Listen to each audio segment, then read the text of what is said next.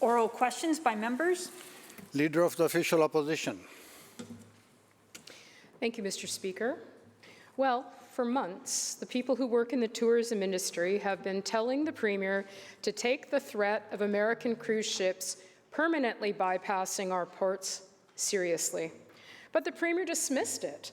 He said it would never happen. In fact, he called it a blip. And now he says, and I quote, "This new overture by the junior senator from Utah is certainly a complicating factor, to be sure, but not one that we could have predicted and not one that I was aware of until late yesterday," end quote. Well, frankly, to the Premier, that just doesn't cut it. The opposition told him, the industry told him, and in fact, the Americans told him he needed to do something about it. So can the Premier stand up today and tell us what exactly he is doing to clean up the mess that he created on this file? Premier. Well, thank you, Honourable Speaker. And I see that the official opposition continues down a path of just condemning and complaining about absolutely everything under the sun, even if it's legislation passed in other jurisdictions. I mean, it's tough enough, Honourable Speaker, to get them to agree with the progressive, positive legislation happening in this place, but yet they now are the only people in Canada that are focused on the Senate and the Congress in the United States on issues, quite frankly, that are not yet active. The the U.S. Center for Disease Control is working with the cruise industry to put in place processes and procedures to protect the traveling public. I'm pretty sure, Honourable Speaker, I might be wrong on this, but I'm pretty confident that the official opposition understands that the borders are controlled and regulated by the federal government. The issues with respect to boarding or disembarking in Canada are the responsibility of the federal government. Now, I'm not seeing any shocking surprise on any faces over there, so I think they get it. So what have we been doing? I reached out to Senator Murkowski.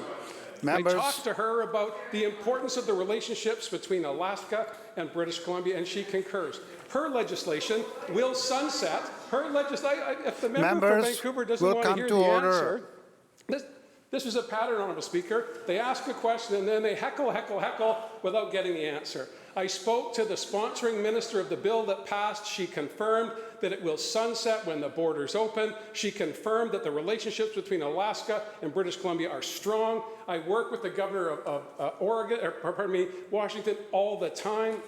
And more importantly, Honourable Speaker, the Minister of Transportation, the Minister of Tourism are working with the sector to prepare for the reopening of British Columbia. There's a note. Here's a note. There are no cruise ships today. There will be no cruise ships tomorrow, but we're preparing for that day when the borders open and we can welcome British Columbians, welcome people back to British Columbia. And I will just quote Donna Spalding from the Cruise Lines International Association, who says that Victoria is a marquee destination. We will continue to come here as soon as we're able. That's where the industry is. Why doesn't the Liberal caucus get behind the cruise ship industry and support a reopening of British Columbia when it's safe to do so? Leader of the Official Opposition, supplemental. Well, thank you very much. I think it's pretty rich that the Premier stands up and talks about who should be getting behind the cruise industry in British Columbia. This Premier has been missing in action since day one. This issue was brought to his attention, and there was absolutely blank stares on the faces of both him and his minister when we raised this issue with him months ago. In fact, this is a Premier who refused to do anything. In fact, he said, and I quote, that BC is in a good place on this file, and this is just a new, and I quote, wrinkle. Well, let's talk about quotes. How about Ian Robertson, the CEO of the Greater Victoria Harbour Authority? And I quote, "It's more than a wrinkle.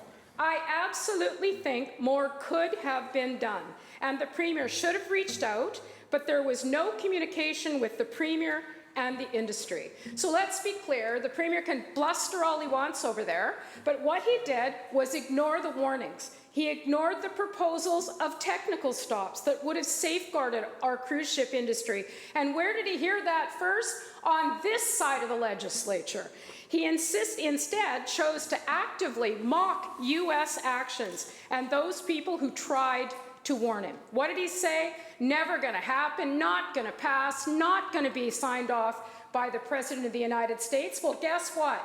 He was wrong then, and he is wrong now. And it is time for him to get up and explain to British Columbians why he has been missing in action on this file since day one, putting thousands of jobs at risk and billions of dollars to the economy of British Columbia. Premier. Thank you, Honourable Speaker. And again, I'll just confirm for those on the other side, there are no cruise ships going up and down the coast of North America today, and there won't be for the foreseeable future. Prior to the pandemic, 700,000 people came to Victoria on a cruise ship. 1 million people came to Vancouver on a cruise ship. This is all very positive news, and it is not at risk. It is suspended because we're in a global pandemic. Like, some days I think we're living in a crazy universe where only the BC Liberals think that we can snap our fingers and the world will be healed, a global pandemic will be over, and we will be welcoming everyone to British Columbia. That will happen when it is safe to do so. I seriously, Honourable Speaker, I am perplexed at the fixation of the people on the other side when we are doing the technical work. We wrote to the federal government asking Members for technical will listen stops. to the answer. We wrote to the federal government doing that. I talked to the Prime Minister about the borders on a weekly basis, Honourable Speaker. Perhaps I'll tie in the Minister, the Leader of the Opposition, after the call on Thursday. I'll let her know when the borders are going to be opening. That sort of dialogue used to be in this place until something happened over there. Maybe it's the leadership campaign. I don't know. But thank goodness we've got 8 more months of reasonable questions from the Leader of the Opposition. 8 more months. Member for Richmond North Centre. Thank you, Honourable Speaker. Well, the Premier have the gall to tell us that he talked to the Alaskan delegation. He only talked to them when the legislation was passed. Isn't it a bit too late? It is really hard to take this Premier seriously after he has repeatedly bungled this issue.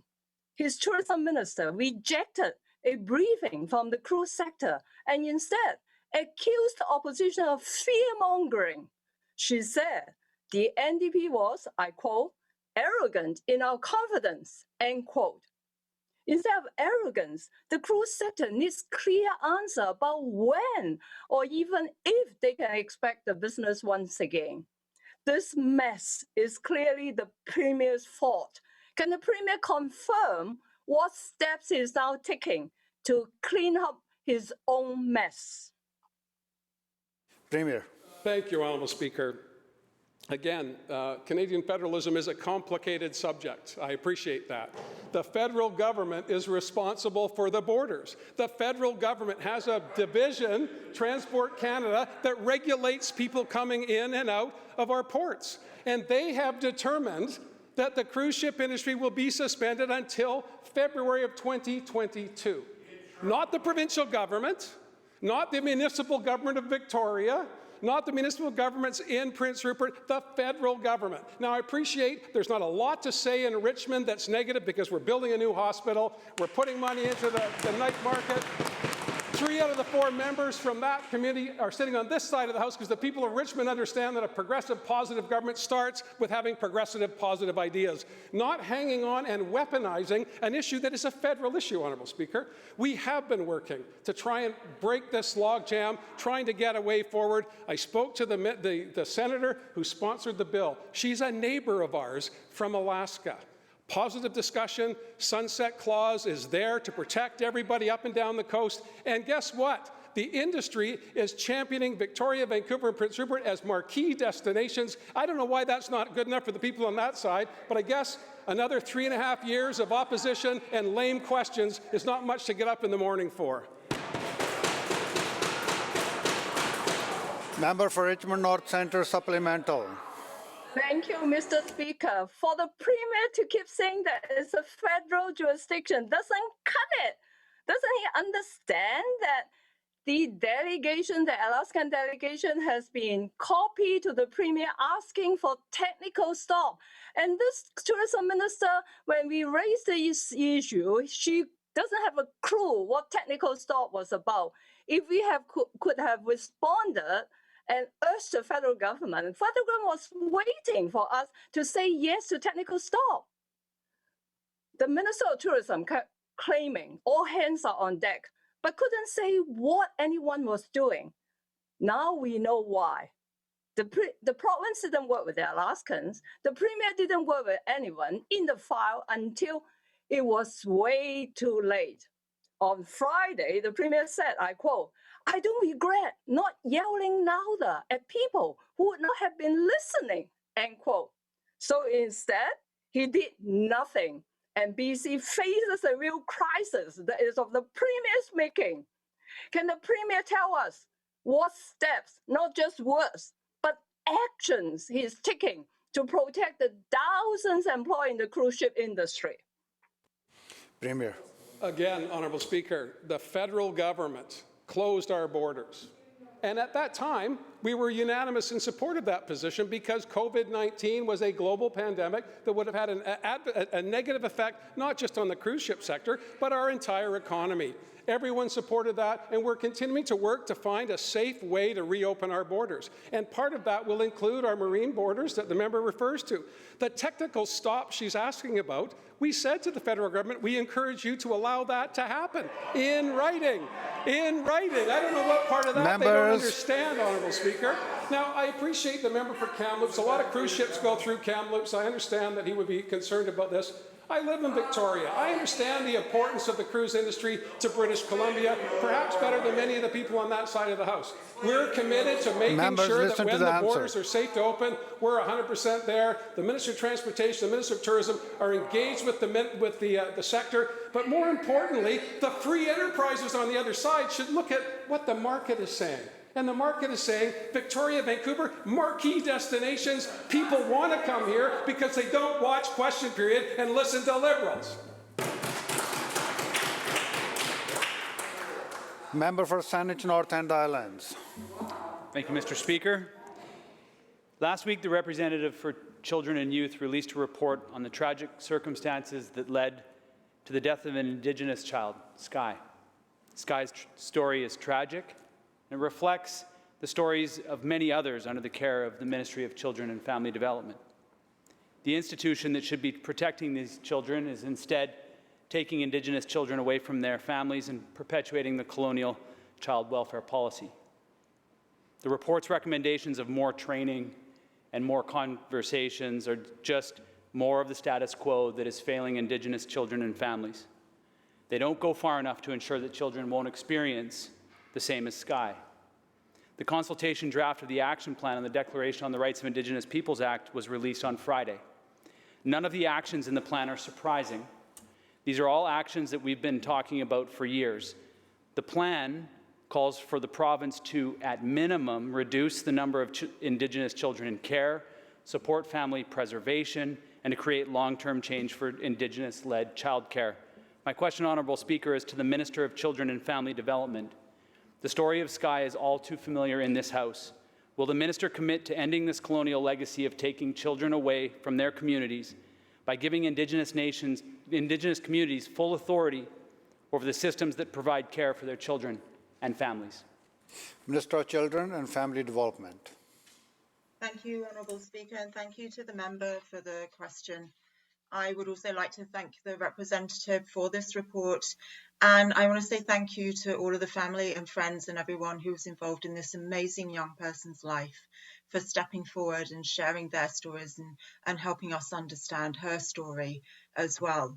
I agree with the member and I agree with the representative that on top of what we're already doing, we have to do more to ensure that children and youth from Indigenous communities are no longer overrepresented in the system. Since we formed government in 2017, it has been a priority of ours to directly tackle and address the overrepresentation of Indigenous children and youth in the child welfare system, working with Indigenous communities and Indigenous nations to make sure that we can achieve that. This is part of a long history and legacy of over-involvement of the government in the lives of Indigenous children and youth in care. We've changed budgets and we have changed provincial legislation to make sure that we're achieving that goal, and specifically to supporting nations exercising their jurisdiction so that they can take care of their children and their children are not overrepresented in the child welfare system. We are working with nations and with communities. And we had started this work previously under provincial legislation and regulation. Now we have a federal act, and we can work together with nations and communities to support them in exercising their jurisdiction in the ways that they want to take care of their children and best meet their needs. Thank you. Member for Saanich North End Island, supplemental. Thank you, Mr. Speaker, and I'm encouraged by at least the second half of that answer. I think it gets to the point. The report states that Sky had a total of 18 social workers from when she first came into care until her death 12 years later. That's more than one social worker a year for the duration of her life. I hear similar stories of instability from constituents in my riding. Children in care, especially Indigenous children, are removed from their communities and placed into an unstable system of care that leaves children falling through the cracks. The provincial government has committed, through the action plan that was released on Friday, to change the system of care, and the minister spoke to that. The third action of the draft action plan is to develop a BC-specific fiscal framework that supports Indigenous jurisdiction over child and family services. We need to ensure that that new system provides the stability for children that the current system failed to provide for Sky. A stable system requires stable funding, not just this year and next, but every year going forward. My question, Honourable Speaker, is to the Minister of Children and Family Development. What work has the ministry done to prepare a sustainable fiscal framework to support Indigenous jurisdiction over child and family services? Minister of Children and Family Development. Thank you, Honourable Speaker, and thank you again to the member. This matter is a high priority, top priority for our ministry. As I said earlier on, for far too long, there has been an over-involvement of government in the lives of Indigenous children and youth, and over-representation of Indigenous children and youth in care. Honourable Speaker, we need to be working in partnership with Indigenous communities and Indigenous partners, and we are starting that work, and we've already taken steps, and we know that there's a lot more to do. We changed provincial legislation to be able to allow social workers to reach out to community and ask communities, is there an auntie, is there a grandma, is there someone who's able to take care of an Indigenous child or youth while we work out a long-term plan, hopefully rehabilitation back to family, because we know, Honourable Speaker, that keeping Indigenous children and youth connected to family and community and culture is leading to better outcomes for them. And we are trending now that we're getting lower numbers of Indigenous children and youth coming into care. We have the lowest number of Indigenous children and youth in care in 20 years. And that's also because we're supporting that financially. So we're providing funding for carers at the same level as foster carers, so that Indigenous children and youth can stay in community. This year, budget 2021, we committed $13 million to supporting this approach, which is leading to reductions of Indigenous children and youth in care. And we are committed, and I am committed, to continuing that work and working on a fiscal framework so that we can continue to provide for Indigenous children and youth to be cared for in community. Member for Kamloops South Thompson. Thank you, Mr. Speaker. Well, earlier in question period, we saw some energy from the Premier on the tourism sector. If only we'd have seen that energy 8 months ago, the cruise ship sector wouldn't be in the crisis that it is today. The Premier should have been all over the cruise ship sector from day one, and that was as of last October.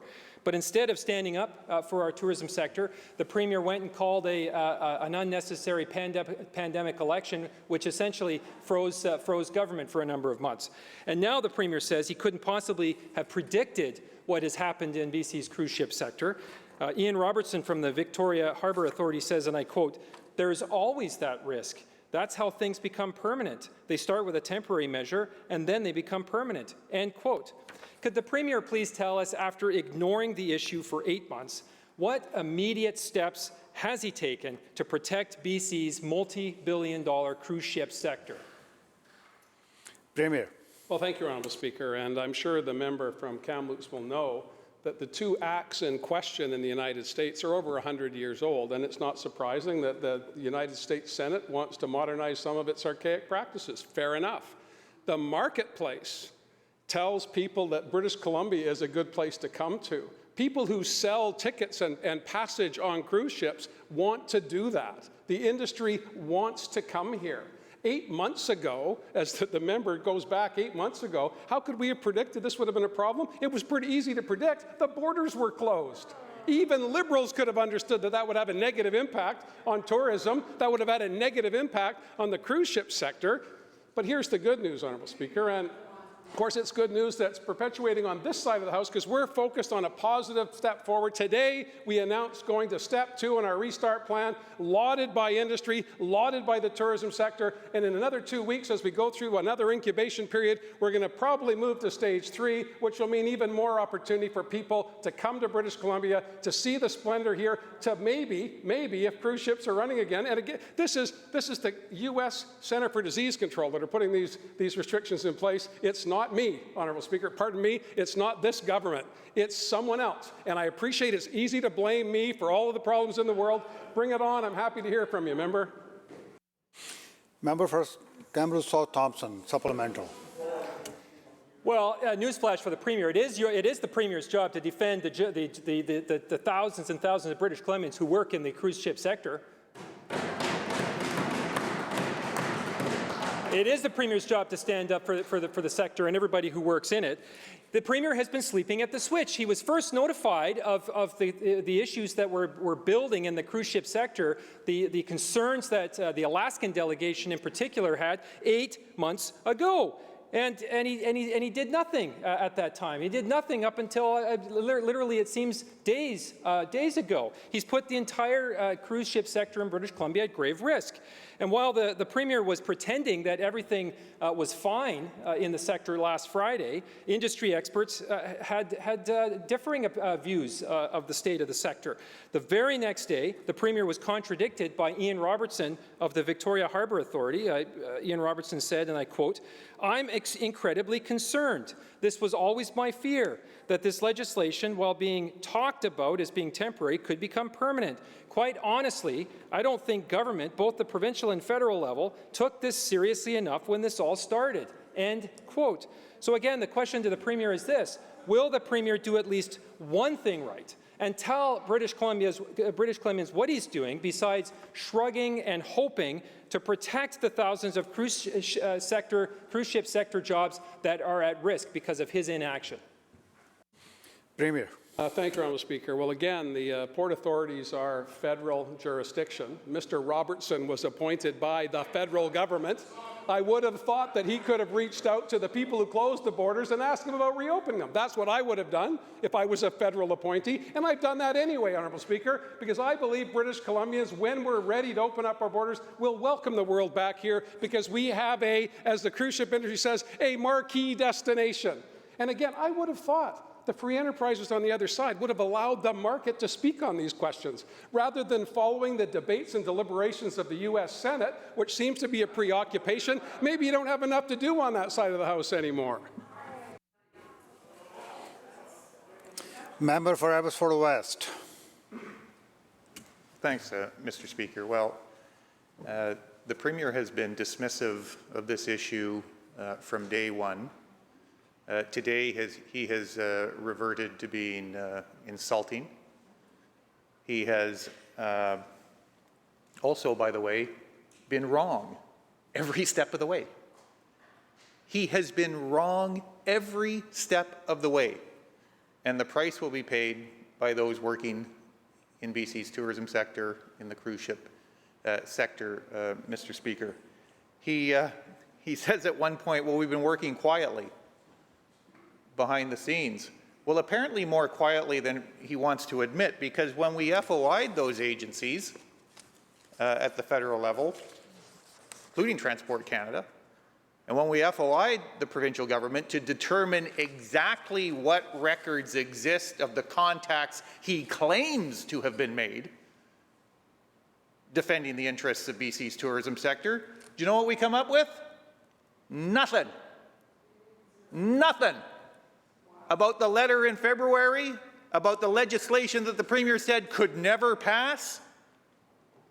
And now we're on to a second piece of legislation that threatens to make it a permanent state of affairs. How does the Premier want British Columbians to have any confidence whatsoever that they can A, believe him, or B, trust him to defend their interests when there isn't a single record of contact between his office, his government, and those federal authorities that he insists are responsible for this? Premier. Well, thank you, Honourable Speaker. Well, it's a bit rich to hear someone on the official opposition say that we've denigrated to insults. I've been listening to you guys for them, Honourable Speaker, those on the other side, for a number of months, and every question starts with several insults before you get to the issue that you're trying to explode into a bigger issue than it really is. I'm not dismissive of the cruise ship industry or the challenge. I'm dismissive of the official opposition. And there's a big difference between those two, Honourable Speaker.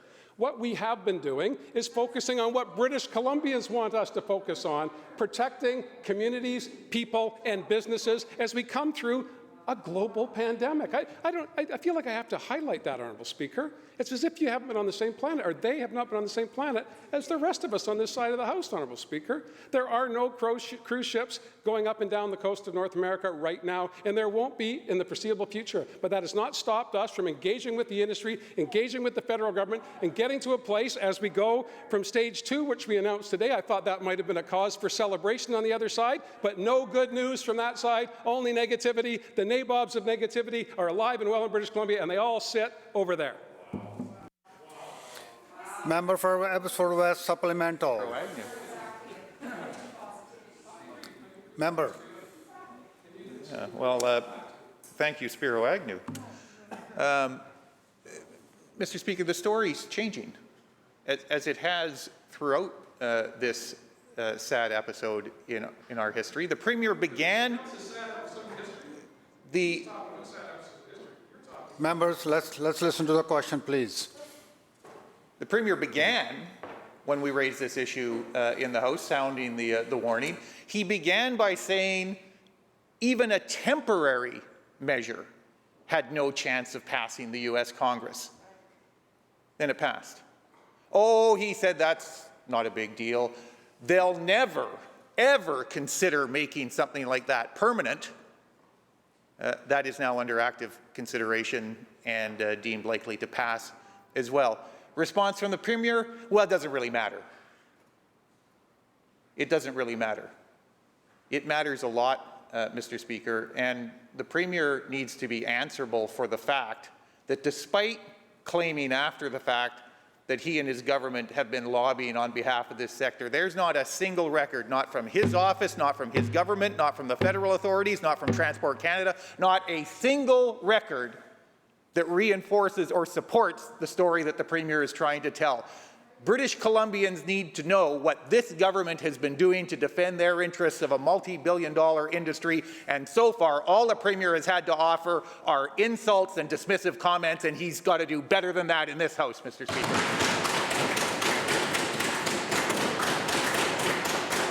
Premier. After a deluge of insults from the opposite side, I will again go back to the basic principles, Honourable Speaker. The sponsor of the bill that did pass in the U.S. is a neighbour of ours, Senator Murkowski from the great state of Alaska. I've had a good discussion with her about what her plans would be for the legislation. She told me it will sunset when the borders open or when we get to February, whichever comes first. I would suggest, Honourable Speaker, that the vast majority of British Columbians that aren't looking desperately for something to do for a half an hour during question period are good with that. The sponsor is a neighbour to the south of us in Washington State. Governor Inslee also understands that the extraordinary relationship we have in British Columbia, oh, thank you, says the member from the other side. Thank you for bringing up the issues that you asked me to bring up. You asked me what I did, Honourable Speaker. I've talked to our neighbours. I said, we need to keep these things going. They agree with that, Honourable Speaker. And I'll remind the members that the member for Kamloops South was talking about 8 months ago. I remember 15 months ago, cruise ships tied up in San Francisco with not anyone allowed to get off them because we were in a global pandemic. They seem to have forgotten that part of the equation, Honourable Speaker. This is a serious business. And what we have going for us is British Columbia. Not left, not right, not government, not opposition, but a spectacular, as the industry says, marquee destination. So the governor from Utah may have a trouble with a 100-year-old bill in his jurisdiction. Fair enough. Change it. That's what you should do. What we should do here in British Columbia is celebrate how fortunate we are to have a robust tourism industry that's going to come roaring back the minute we open up the doors. And quite honestly, Mr. Speaker, as of tomorrow, we can travel all over this province, each and every one of us. That's good news. We should be celebrating the fact that the reopening starts tomorrow and the future's bright for British Columbians. Maybe not for BC Liberals, but it's bright for British Columbians, that's for sure. Member for Vancouver-Langara. Mr. Speaker, all we've heard today from the Premier is just bluster. 8 months ago, the Alaskan delegation wrote to the Prime Minister and copied the Premier on that letter. What was the Premier doing? He was in the middle of an unnecessary snap election in the pandemic. And what happened from there was this government failed to correspond with that Alaskan delegation. By February, the Alaskan delegation, Senator Murkowski, was saying there has been a complete lack of outreach, a complete lack of engagement between this province to find the solution to deal with temporary stops, which is what was put forward. So we know the Alaskans wrote multiple letters asking for us to work together, and the response from the Premier was silence. We know the tourism minister was offered a briefing and only belatedly, after being publicly shamed, accepted one from the industry. We know the Premier didn't believe the Alaskans could get the votes to pass the temporary measure. His record is to ignore, ridicule, and belittle. Now he has put thousands of jobs at risk. Botching and bungling seems to have been the only thing that this Premier knows how to do. He has personally managed to threaten tens of thousands of jobs and seems unclear about how bad the damage is. If the current measures become permanent, Victoria would be hit the hardest. Its sizable cruise ship business is primarily based on being a port of call, rather than a home port like Vancouver. And the Premier's response to the jobs of these workers being threatened, we're in good shape. No one thinks we're in good shape except the Premier. Even the Transportation Minister seems to understand finally the seriousness of this situation. Mr. Speaker, can the Premier table today any written correspondence from the Prime Minister that shows the Premier actually stood up and advocated for the cruise ship sector? Premier. Thank you, Honourable Speaker. I don't know if that was a question or the opening speech on a leadership campaign, but I'm grateful that the member for Langara got to his feet to ask a question that was consistent with what we've heard from the opposition today. Invective, insult, ridicule about an issue that's critically important to all of us. Absolutely. But let's put it into some context. Let's put it into some context. Again, newsflash for Langara, global pandemic, not a lot of cruise shipping going on, borders closed, not by this side, but from that side. Members, let's listen to the answer, please. Party on the other side. Liberal is in the name. Maybe you have some contacts in Ottawa that are Liberals that you might want to call, because you're not getting any traction here in British Columbia, because most people in BC are happy that we're at stage 2 and we're going to stage 3 by Canada.